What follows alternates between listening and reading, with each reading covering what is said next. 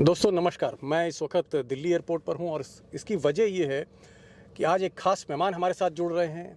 वो बेंगलोर से आ रहे हैं, उनको आगे जयपुर जाना है और बीच में यही समय है जहां पर 30-35 मिनट उनसे मुझे मिला है ट्रांजिट के टाइम पे। एरो सिटी पर हैं और जो मेहमान हैं बहुत जाने पहचाने। जी हाँ, अगर आप देखेंगे तो आपको खुद समझ में आ जाएगा। अशोक वानखेड़े टाइगर, और मैं इनका बहुत शुक्रगुजार हूँ कि टाइगर ने हमको टाइम दिया है यहाँ पर और एयरपोर्ट पे टाइम दिया और 30-35 मिनट का टाइम इनसे मिला है। टाइगर, जिस तरह से आपने टाइम दिया, वाकई मैं हैट्स ऑफ टू यू। नहीं ऐसा नहीं दीपक भाई, आप एक बहुत कम प्लेटफॉर्म है जहाँ बोलने को मिलता है। बहुत प्लेटफॉर्म है जहाँ समाज से जुड़ी हुई चीज़ों को हम उठाते हैं। तो आप बुलाए और हम ना आए, ऐसा कभी होता नहीं। सिर्फ इतना था कि थोड़ा सा टाइम का कंस्टेंट था। मैं कर्नाटक था, उत्तर कर्नाटक था, उसके बाद घूमते हुए वापस आ गया। फिर आपने कहा कि एरो सिटी में बात करते, तो मैंने बोला कोई प्रॉब्लम नहीं, बात कहीं पे भी हो, बात होनी चाहिए। आपने बहुत बड़ी बात कह दी कि पहले हर जगह आप दिखते थे, हर चैनल पे आप आते थे। आज की तारीख में कोई प्लेटफॉर्म नहीं मुल्क में। और मुझे याद आ रहा है कि अभी हाल का जो सुप्रीम कोर्ट का जो एक बहुत ज़बरदस्त जो उसके ऑब्जर्वेशन है सुप्रीम कोर्ट के, जिसमें उन्होंने कहा है कि देश की जो मीडिया है, जो गोदी मीडिया है खासकर, किस तरह से हर चैनल टीआरपी के लिए, सरकारी पैसे के लिए, विज्ञापन के लिए जिस तरह से नफरत फैला रहा है, समाज को बांट रहा है। सुप्रीम कोर्ट ने तो यहाँ तक कह दिया कि भाई क्यों नहीं, ये जो सुधीर चौधरी टाइप्स, नाम तो नहीं लिया लेकिन उनका मतलब ये था कि जो सुधीर चौधरी टाइप्स हैं या अमीश देवगन टाइप्स हैं, हर वक्त हिंदू मुसलमान करते, क्यों नहीं इनको ऑफ एयर किया जाता, इनको बैठाया क्यों नहीं जाता। बहुत बड़ी टिप्पणी थी। नहीं, मेरा थोड़ा सा इसके आगे है। मैं टिप्पणियों पे खुश नहीं हूँ। जो ऑपरेटिव जजमेंट है वो आना चाहिए। इन लोगों को जेल में डालना चाहिए। ये चैनल के लाइसेंसेस कैंसिल होने चाहिए। मैं ये नहीं मानता कि ये नफरत फैलाने का काम कर रहे हैं। ये वो कर रहे हैं जिससे सरकारें खुश हो रही है, सरकारें विज्ञापन दे रही है। यदि जिन लोगों का आपने नाम लिया, यदि उनको सरकार का विज्ञापन मिलता है तो क्या सरकार उसको एंडोर्स कर रही, क्या उनके व्यूज को? जी, सरकार कहती है कि ये सेल्फ रेगुलेट करने चाहिए। सरकार को भी कहना देखना चाहिए कि जो समाज को तोड़ रहे हैं, जो समाज को विघटित कर रहे हैं, जो गलत खबरें फैला रहे हैं, मतलब लड़की गाड़ी के नीचे आती है तो वो गाड़ी वाला दोषी होने से अच्छा उस लड़की का कैरेक्टर ढूंढने जाते हो। पुल गिरता है तो पुल कैसा गिरा ये जगाने के बाद लोग क्यों हिल रहे थे, और वही बंगाल में पुल गिरता है तो वो करप्शन होता है। ये जो सब्जेक्टिव है, ये सरकार को खुश करने के लिए सरकार के दरबार के मुजरे है। ये सवाल है आप डिस्टॉर्ट कैसे करते हो, और सरकार इसको प्रोटेक्ट करती है, सरकार इसको प्रमोट करती है। शर्म आती है। एक चैनल का मालिक, जो मालिक बना बाद में, पार्टनर, एंकर पार्टनर होते हुए, और एक आदमी का पैसा नहीं देता, एक आर्किटेक्ट है, वो आत्महत्या कर लेता है। जी, आज किसी ने आत्महत्या करके लेटर लिख लिया तो तुरंत उसको अंदर कर लेते हो। ये अभी सुशांत सिंह राजपूत की आत्महत्या हुई, हत्या हुई, पता नहीं है, लेकिन उसको आत्महत्या टर्म करके आप ढेर सारे लोगों को उसमें इन्वॉल्व करने का प्रयास कर रहे हो। 10-10 एजेंसीज लगी है। एक आर्किटेक्ट कपल आत्महत्या कर लेता है और उसके बाद वो महाराष्ट्र सरकार केसेस वापस लेती है। महाराष्ट्र सरकार सर्वोच्च न्यायालय में की हुई अपील वापस लेती है क्योंकि वो अर्णव गोस्वामी है। ये खेल क्या है? मतलब ये जो सुप्रीम कोर्ट के ऑब्जर्वेशंस है, आपको क्या लगता है कि एक तरफ प्राइम मिनिस्टर ऑफिस है, दूसरी तरफ न्यूज़ चैनल्स हैं और पैसा है बीच में, ये मीडिया, क्या है? ये सब प्रेशर टैक्टिक्स है। यदि सर्वोच्च न्यायालय को करना है तो ऑपरेटिव जजमेंट में सर्वोच्च न्यायालय लाइसेंस कैंसिल करे। जी, एक जिस बात का सुदर्शन टीवी की बात करते हो, उसके 3-3, 4-4 बार स्ट्रिक्चर पास हुए हैं। उसके बाद जब सुदर्शन टीवी पे उन्होंने कहा कि पुलिस का एफआईआर करो, तो उसके ऊपर उसने सुप्रीम कोर्ट, सर्वोच्च न्यायालय के खिलाफ एक प्रोग्राम किया और सर्वोच्च न्यायालय शांत है। ऐसे चैनल के लाइसेंस कैंसिल क्यों नहीं करनी चाहिए? अल्टीमेटली न्यूज चैनल किसको कहते हैं? आप न्यूज चैनल हो या व्यूज चैनल हो? आप आपके व्यूज देते हो। ब्लैक एंड व्हाइट प्रोग्राम क्या है? ब्लैक ही ब्लैक है, व्हाइट क्या है उसमें? व्हाइट तो कुछ दिखता नहीं है। क्योंकि जो ब्लैक सरकार का जो काला चेहरा है, उसको सफेदी पोतने का काम ये लोग करते हैं। पत्रकारिता के भेष में भेड़िए है ये। शर्म आती है कई बार हमें अपने आप को भी पत्रकार कहने में, क्योंकि ऐसे लोग बड़े बड़े चैनलों पे, बड़ी बड़ी तनख्वाह पे। मुझे तो सुनने में भाऊ ये आया कि बहुत से जो एंकर हैं, जो मोदी जी की दिन रात तारीफ करते हैं और मोदी जी के जितने भी आरोप लगते हैं उन आरोपों के जिस तरह से एक वकील जवाब लेके आता है, उस तरह से इनका बुलेटिन जवाब लेके आता है। तो दिन भर इनका काम होता है मोदी जी को हर आरोप में डिफेंड करना। मुझे कोई बता रहा था कि मोदी जी को खुश करने के पीछे कारण ये कि यही पत्रकार दलाली भी करते हैं, लाइजनिंग कर रहे हैं। ये दलाली करते हैं, लाइजनिंग करते हैं, इनके अपने काम होते हैं। ये अपने आप को महिमा मंडित करते हैं कि यदि प्रधानमंत्री ने उनको फॉलो किया तो वो तो प्रधानमंत्री का नेचर है, वो किसको फॉलो करते क्या नहीं, क्योंकि फॉलो करने वालों में इतने छिछुरे लोगों की लिस्ट है कि फिर प्रधानमंत्री के पद की भी गरिमा देखनी होती है। प्रश्न वो भी नहीं है, प्रश्न ये है कि मालिक ऐसे छिछोरों को पालता क्यों है। एक चीज़ टाइगर, एक ऐसी बात भी आ रही है कि कहीं ना कहीं जितने भी चैनल्स हैं गोदी मीडिया के, आप नाम लेते जाइए, प्राइम मिनिस्टर ऑफिस, उसमें कुछ लोग बैठते हैं जैसे हिरेन जोशी हैं, उनका जो मोदी जी का मीडिया का काम देखते हैं, लोग कहते हैं कि बाकायदा व्हाट्सएप पे वो बताते हैं कि आज ये खबर करनी है, आज इस खबर को ऐसे डिफेंड करना है, राहुल गांधी जो है उसकी खबर नहीं चलेगी, फलाने की खबर चलेगी। अगर ये सारा एजेंडा प्रधानमंत्री का कार्यालय देख रहा है और ये कठपुतली की तरह जितने भी एंकर हैं ये नाच रहे हैं, ये देश किधर जा रहा है? नहीं तो पत्रकारिता रही कहाँ है, ये धंधा हो गया है। और वर्तमान में ये है कि प्रधानमंत्री की जितनी आप तारीफ करोगे, भारतीय जनता पार्टी के जितना आप डिफेंड करोगे, कई बार तो मेरे एंकर्स के साथ तू मैं इसीलिए होती है चैनल पे, और मैं तो लाइव में उतार देता हूँ, क्योंकि जब चुनाव के नतीजे आ गए, मैं टीवी 18 पे था, वो कोई अमन करके वो था, अमन चोपड़ा एंकर था। उसने कहा कि देखिए कांग्रेस को सेलिब्रेशन ही नहीं आता, हिमाचल में जीत गए लेकिन कांग्रेस में मायूसी सही हुई, कोई सेलिब्रेशन नहीं करता। मैंने बोला आपने हिमाचल के सेलिब्रेशन के कितने शॉट्स दिखाए? हिमाचल में लड्डू बैठ रहे, हिमाचल में भांगड़ा कर रहे, हिमाचल में ढोल ढमाके बज रहे, आतिशबाजी हो रही है, आपने दिखाया उसको? आपको तो गुजरात से फुर्सत नहीं, आप तो दिल्ली का भी नहीं बता सकते, आप दिल्ली का नहीं बता रहे। आप दिल्ली का बताओगे तो कांग्रेस पे टूट पड़ोगे कि कांग्रेस दिल्ली में समाप्त हो गई है, लेकिन आप दिल्ली में बीजेपी हारी इस पे नहीं बात करोगे, क्योंकि आपको एक नरेशन बिल्डअप करना है, क्योंकि जो कुछ भी जीत है वो सिर्फ गुजरात की है। तो मैंने बोला क्या बीजेपी सिर्फ गुजरात तक सीमित है? तो बोले अरे वानखड़े जी आप नाराज़ हो गए, आप एकदम ये हो जाते। बोले मैं नाराज़ नहीं हो गया, मैं बीजेपी का स्पोक्स पर्सन नहीं हूँ या कांग्रेस का स्पोक्स पर्सन नहीं हूँ। तुम नाराज़ हो जाते हो, तुम उत्तेजित हो जाते हो क्योंकि तुम पार्टी के स्पोक्स पर्सन हो। आई सेड ऑन लाइव, ये मैं बोलता हूँ मेरे कई एंकर से। पहले मैं आपको देखता था देश का हर बड़ा चैनल आपको नहीं, देता फिर था। अभी प्रॉब्लम है, क्योंकि आज मैं बोलता हूँ उनको सुनने का माध्यम कहाँ है? कितने चैनल है जो ऐसे सुनने के लिए तैयार है हम जो बोलेंगे? कितने चैनल आर्थिक नीति पर बात करने को तैयार है? कितने चैनल फैक्ट पे बात करने को तैयार है? छोड़िए कोई भी इशू हो, फैक्ट पे बात करने के लिए कितने लोग तैयार है? हम बैठते और फिर बुलाया जाता है तो फिर कम से कम बोलने दिया जाता है, क्योंकि आपको बोलने नहीं दिया जाता। एक संघ का स्पेशल आदमी रहता है, एक संघ का रिप्रेजेंटेटिव रहता है, अच्छा। एक बीजेपी का स्पोक्स पर्सन रहता है, 2 राजनीतिक विश्लेषक होते हैं जो संघ के ही लोग होते हैं, जो राजनीतिक विश्लेषक के नाम पे आते हैं। एक कांग्रेस का होता है, एक आम आदमी पार्टी का होता है, और एक मेरे जैसे एक आध आदमी फंस गया तो फंस गया। तो आपको यहाँ संघ के आदमी को, आपके यहाँ 2 राजनीतिक विश्लेषकों को जो बीजेपी के हैं, मतलब संघ के आए हैं, एक बीजेपी के प्रवक्ता को, एंकर को, ऐसे 5 लोगों के वर्सेस 3 लोग होते हैं। 3 में बेचारा आम आदमी पार्टी को बोलने नहीं देते, कांग्रेस की मजाक उड़ाते, मेरे जैसे आदमी के पास तो आते ही नहीं है, क्योंकि उनको मालूम है ये ऐसा आईना दिखाता है जिसका फिर आपका चेहरा दिख जाएगा विद्रूप तो आपको परेशानी होगी। इशू वो है जी। मतलब मैं एक अभी लिटरेचर फेस्टिवल में गया गोरखपुर में, वहाँ पे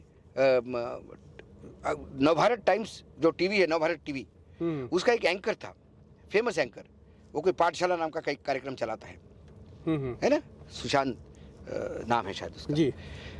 उन्होंने अपने ओपनिंग रिमार्क में कहा कि मीडिया तो हमेशा ही बायस रहा है, मीडिया तो कभी न्यूट्रल रहा ही नहीं। जब से देश आजाद हो गया तब से मीडिया न्यूट्रल कभी नहीं रहा। और बोले बिल्किस बानो के हत्यारों को छोड़ने के लिए जो लोग रोते हैं, उन लोगों को मालूम है कि जो 100 कार सेवक मारे गए थे उनके नाम भी किसी को याद है? मतलब 100 कार सेवक मारे गए, उसका जस्टिफिकेशन आप बिल्किस बानो की, गर्भवती बिल्किस बानो के बलात्कारियों को छोड़ने में और महिमामंडित करने में करते हो, तो क्या आप बारबेरियन सोसाइटी में नहीं जा रहे हो? बिल्कुल। क्या हमारे यहाँ कानून व्यवस्था है? 4 साल की बच्ची को कोई उसके माँ के सामने पटक पटक के मारे, उस महिला के सामने उसके घर वालों की हत्या हो जाए, उसके बाद सामूहिक बलात्कार हो जाए, और वो न्याय की हकदार नहीं है क्योंकि वो मुसलमान है, उसने आग नहीं लगाई थी उस जिनने आग लगाई होगी वो मरे होंगे, क्या मारे होंगे कोई पता नहीं है, इसका कोई जवाब नहीं है। जी। काले पानी की सजा अकेले सावरकर ने नहीं झेली थी, 68 मराठी लोग थे जो सावरकर जी के साथ थे, और दीपक जी बता दूं उनमें से एक ने भी माफी नहीं मांगी और एक भी जिंदा वापस नहीं आया। सब के सब काले पानी में शहीद हो गए। उनका नाम कितने लोगों को पता है? यह सवाल पूछने पे आईना दिखाने वाली बात होती है।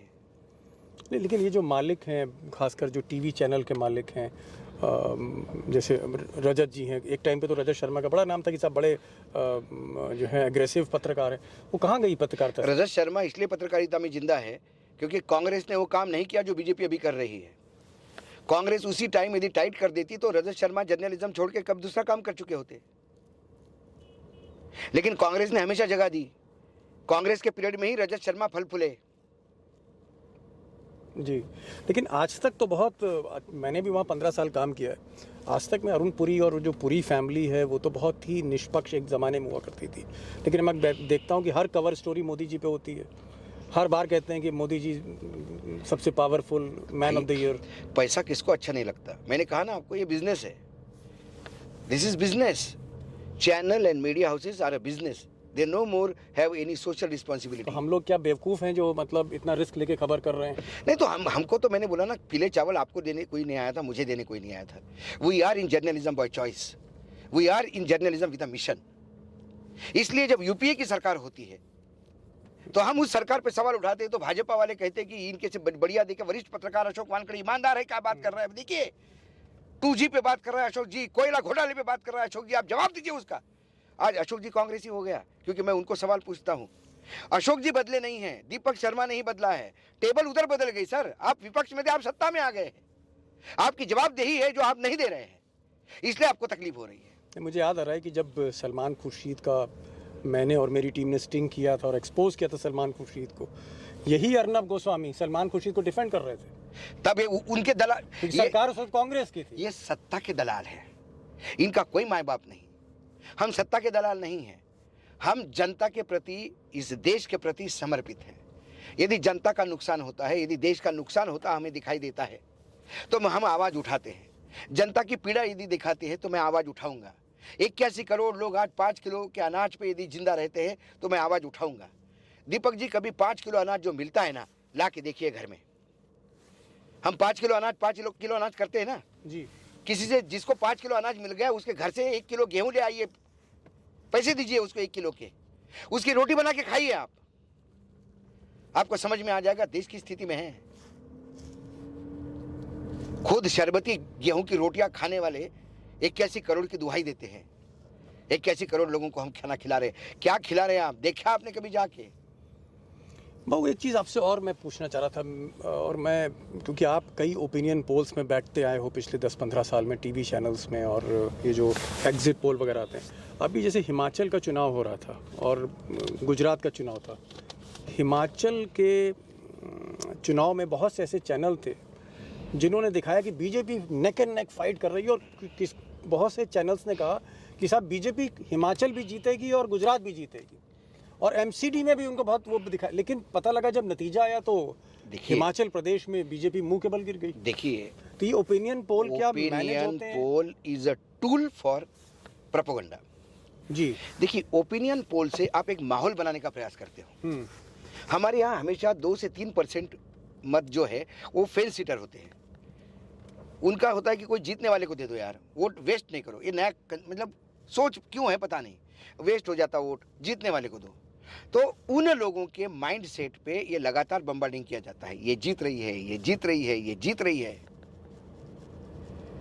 जी। और फिर वो लोग टर्न होते हैं तो थोड़ा सा कई बार फर्क भी पड़ता है, हारी हुई बाजी लोग जीत जाते हैं, ऐसा भी हमने देखा है जी।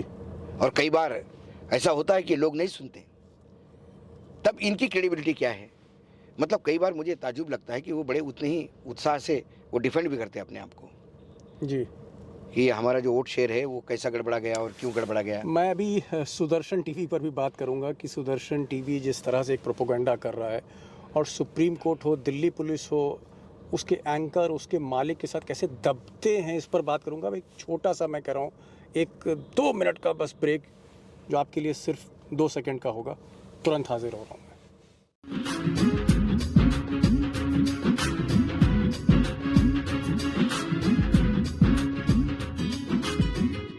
हम बात कर रहे थे दोस्तों सुदर्शन टीवी की, और सुदर्शन टीवी में जो एक बड़े ज़बरदस्त एंकर हैं, हर वक्त हिंदू मुस्लिम हिंदू मुस्लिम हिंदू मुस्लिम, हिंदू राष्ट्र हिंदू राष्ट्र हिंदू राष्ट्र, मेरे शायद उनका नाम सुरेश चौहानके है। अभी सुरेश जी जो हैं, इनका मामला जो है वो दिल्ली पुलिस में पहुंचा, तो दिल्ली पुलिस क्योंकि नरेंद्र मोदी साहब की अंडर में आती है, अमित शाह के अंडर में आती है, तो दिल्ली पुलिस ने पाँव खींच लिए। उसके बाद सुप्रीम कोर्ट में मामला आया, सुप्रीम कोर्ट ने दिल्ली पुलिस से कहा, और ये बात सामने आई कि उनके प्रोग्राम में जो बातें थीं वो एडवर्स थीं। ये क्या है सुरेश चौहानके, क्या बहुत बड़े पत्रकार हैं क्या ये दुर्भाग्य है, ये महाराष्ट्र का है, आपके स्टेट का? हमारे स्टेट का। मराठी में पत्रकारिता की बहुत ऊंचे मापदंड है। तो महाराष्ट्र ने टाइम्स ऑफ इंडिया में थे? अरे कोई नहीं, ये नगर जिले के बहुत ही छिछोरे पत्रकार हैं। नगर जिले में कोई किसी अखबार में, वर्तमान पत्र में काम कर रहे थे। ये दिल्ली आए, इन्होंने बीजेपी का फंडिंग करके और बाकी नेताओं से मिलके एक चैनल शुरू किया जिसको सुदर्शन नाम दिया जी। तो पहले ये बोला जाता था, मार्केट ये हो रहा था कि एक संघ का चैनल है। उस जमाने में सुदर्शन साहब आरएसएस के चीफ हुआ करते थे, सुदर्शन जी के नाम पे। फिर बाद में वो सुदर्शन चक्र क्या क्या करके और कई नेताओं को इन्वॉल्व करके इन्होंने चैनल चालू किया। कई लोगों की टोपियां भी पहनाई, कुछ पुलिस केस भी है, कुछ वीडियोस भी है। एक महिला ने तो शारीरिक शोषण करने का भी आरोप लगाया था, उसने तो उसके वीडियोस भी दिए थे, बेडरूम के वगैरह वगैरह। सुरेश चौहान के साथ यदि आज पत्रकारिता के तौर पर यदि कोई आप सीरियस डिस्कशन करोगे तो आदमी बात नहीं कर पाएगा, सिवाय हिंदू मुसलमान की उसको कुछ बात करनी नहीं आती। और उसने वो स्लॉट पिकअप कर लिया जो बीजेपी को सूट होता है, इसलिए उसको फंडिंग भी मिलता है। लेकिन टीआरपी में वो कहीं नहीं है, चैनलों में कहीं नहीं है। लेकिन इसके पहले उन्होंने आईएएस ऑफिसर्स में मुसलमान कैसे घुस रहे हैं और मुसलमान आईएएस बन के सर्वोच्च न्यायालय ने उस पर भी टिप्पणी की थी। उसके बाद ये उनका ये जो इतने भयावह ये होते हैं वीडियोज होते हैं, उसको लेके सर्वोच्च न्यायालय ने अभी एफआईआर करने के लिए बोली। लेकिन सर्वोच्च न्यायालय ने जब बोला उनको, उनके खिलाफ ये टिप्पणी की, उसके बाद उन्होंने सर्वोच्च न्यायालय पे भी एक प्रोग्राम किया, सुप्रीम कोर्ट। हाँ, कि ये न्यायालय भी मुसलमानों को छोड़ता है और हिंदुओं को पकड़ रहा है।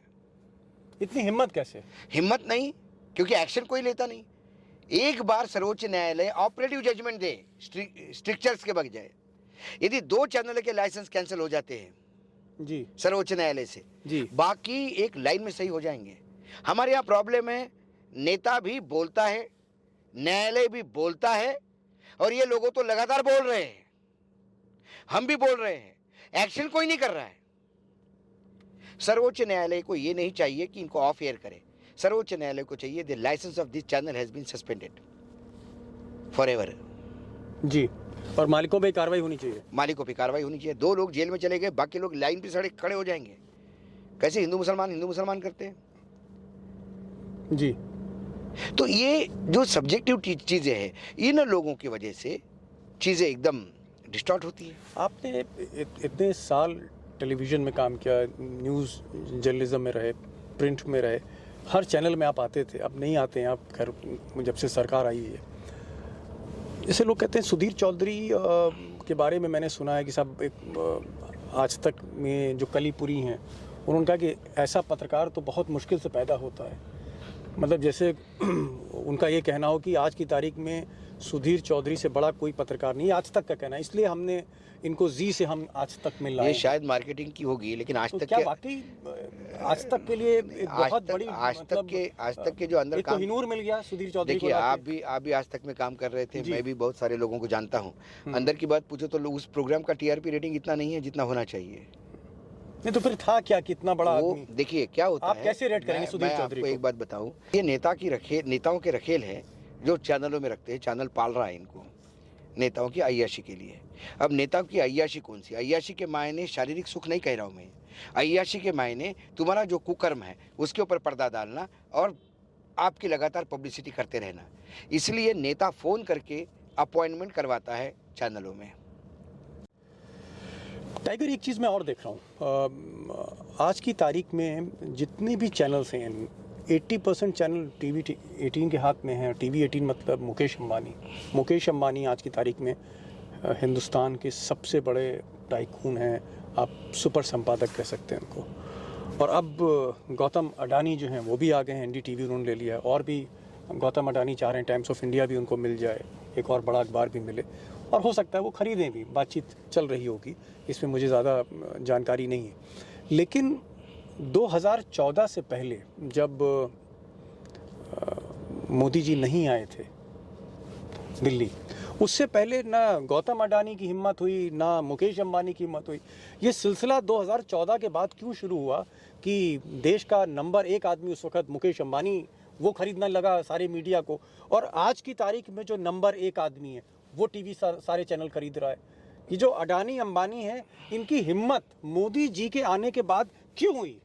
देखिए, दो अटल जी के टाइम पे क्यों नहीं? दो चीजें, मनमोहन सिंह के टाइम पे क्यों नहीं? दो चीजें हैं कि तब मीडिया का यूज सरकार नहीं कर रही थी इतना।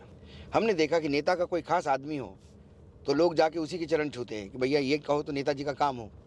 तो अब क्या हुआ, उनको ये पता पड़ गया कि वर्तमान में जो सत्ता पे शीर्ष में बैठे हैं वो पब्लिसिटी के भयानक भूखे हैं।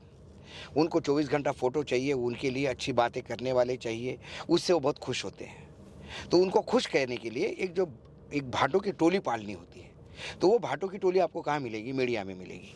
तो आपने मीडिया पे कब्जा करना शुरू कर दिया। मैं थोड़ा रूम यहाँ पे रिलायंस को देता हूँ फॉर अ रीज़न, क्योंकि रिलायंस की अपनी एक मोबाइल कंपनी है जियो जी। आगे पीछे जियो पे जो सॉफ्टवेयर चलेंगे न्यूज़ के, उसके लिए इन लोगों से पैसा देने के बजाय अपनी चैनल खरीदो, एक सोच हो सकता है। लेकिन अडानी साहब ने क्यों मीडिया में उतरे? एनडीटीवी लिया। और दूसरी बात है, आज के डेट में मीडिया ये नेगेटिव लिस्ट में है बैंक फाइनेंस में। अच्छा, हाँ, कि ये पॉजिटिव नहीं माना जाता कि मीडिया को आप चैनल चालू करने के लिए आप पैसा लोन दोगे तो उसमें बहुत दिक्कत आती है। चैनल वो इतनी इजीली नहीं देते क्योंकि चैनल अक्सर डूबते हुए नजर आते हैं। ये है उन्होंने क्यों लिया।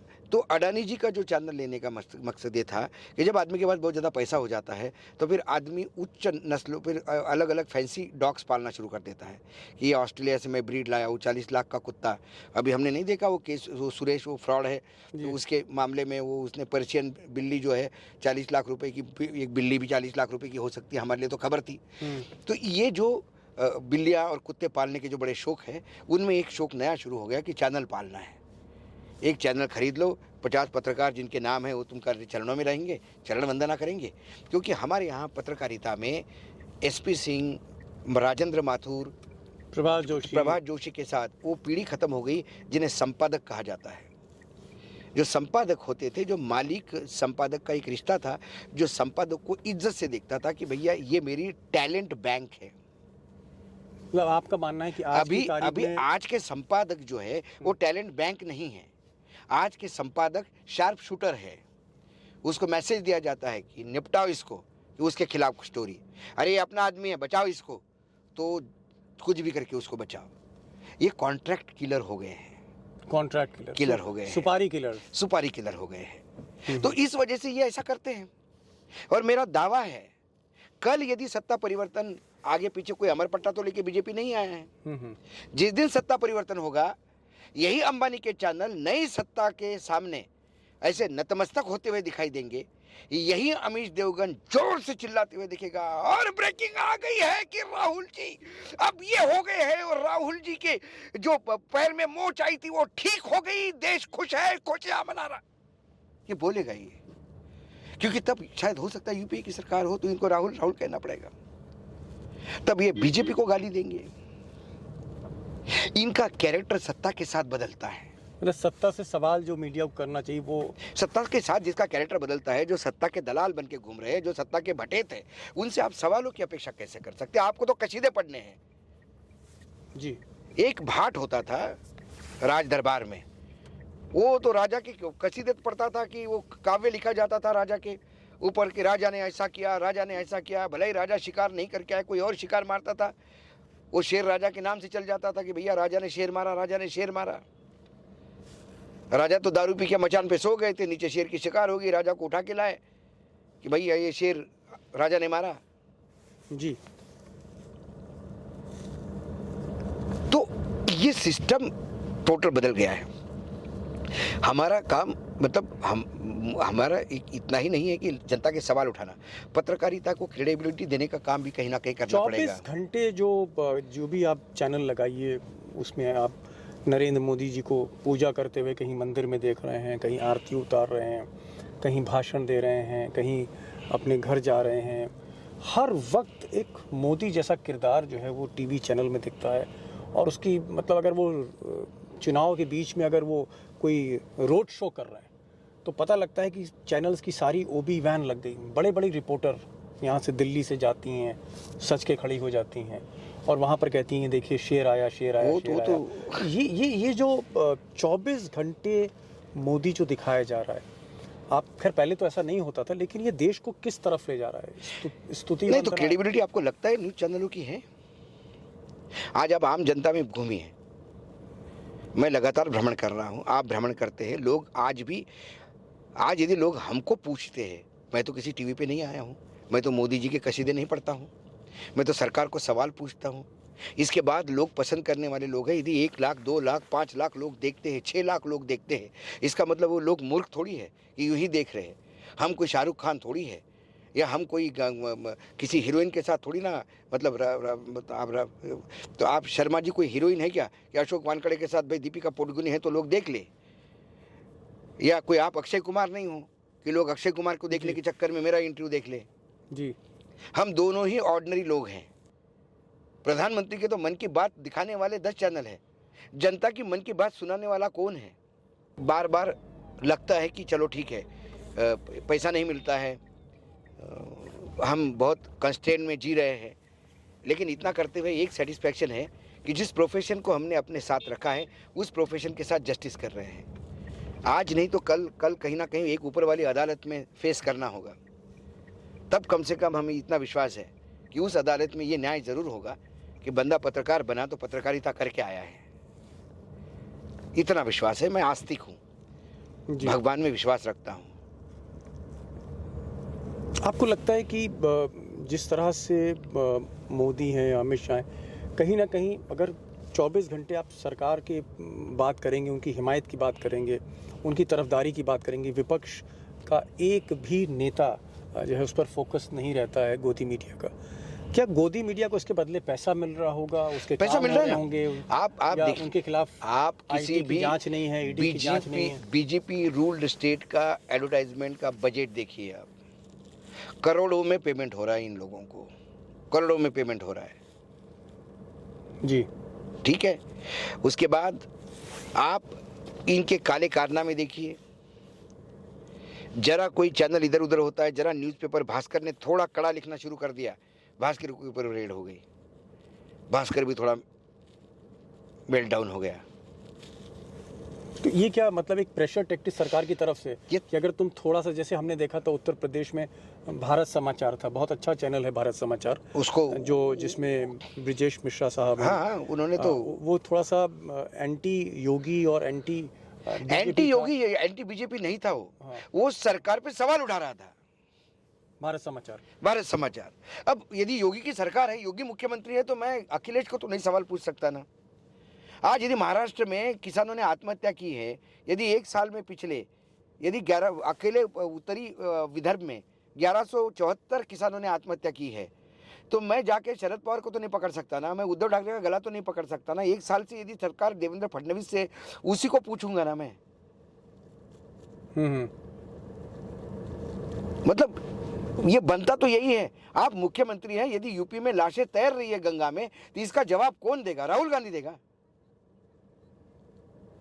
जवाबदेही उसकी होगी ना जो सत्ता में है।